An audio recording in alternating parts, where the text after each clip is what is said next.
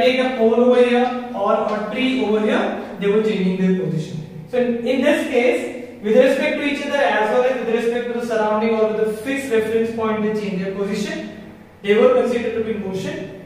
In this condition, with respect to each other, they were not in motion, but with respect to the surrounding stationary object, they were in motion. Now, third case where some passengers are sitting inside the bus.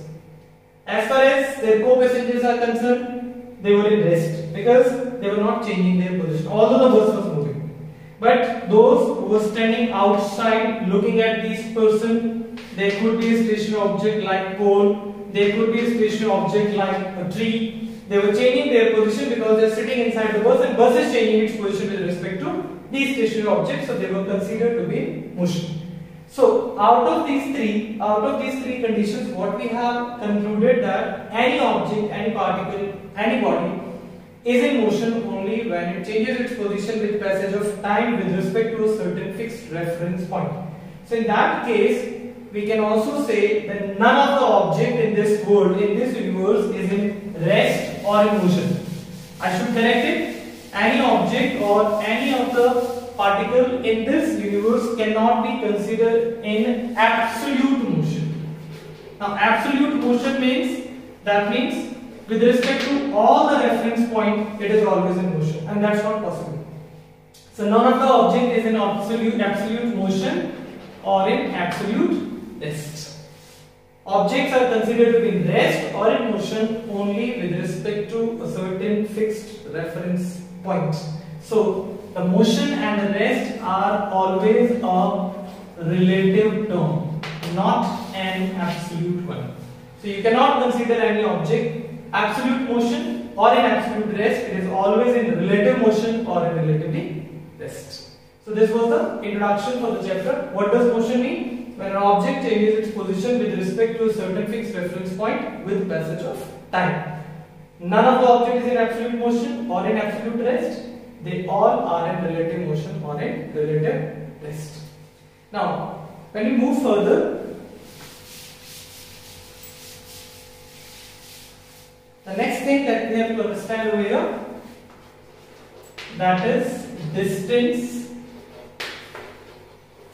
and displacement.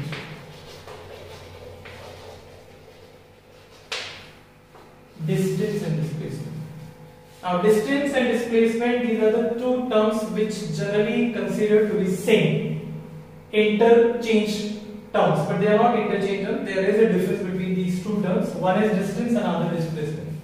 Let us take an example. For example, suppose a person starts moving from A and moves up to B, then turns and moves up to C. And if the distance, if the path or if the length between A and B, let it be 3 meters, between B and C, let it be 4 meters. So as far as distance of the person is concerned, so distance is the sum of all the paths or sum of length of all the paths.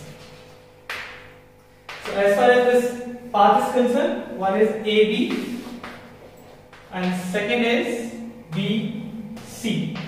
So AB is 3 meters and BC is 4 meters. So that is total 7 meters. So as far as distance is concerned, you have added the actual path by which the object moved from A to B and B to C. But when I am talking about displacement, displacement is the shortest path or the shortest length between initial and the final position. So when I am talking about A is this whole condition, A is the initial position and C is the final position. So if I ask you to go from A to C by shortcut, the shortcut path will be AC. You know that it becomes a right angle triangle, and if I have to calculate AC, we will be using Pythagoras theorem. So to calculate displacement, which is the shortest path, I will be writing displacement,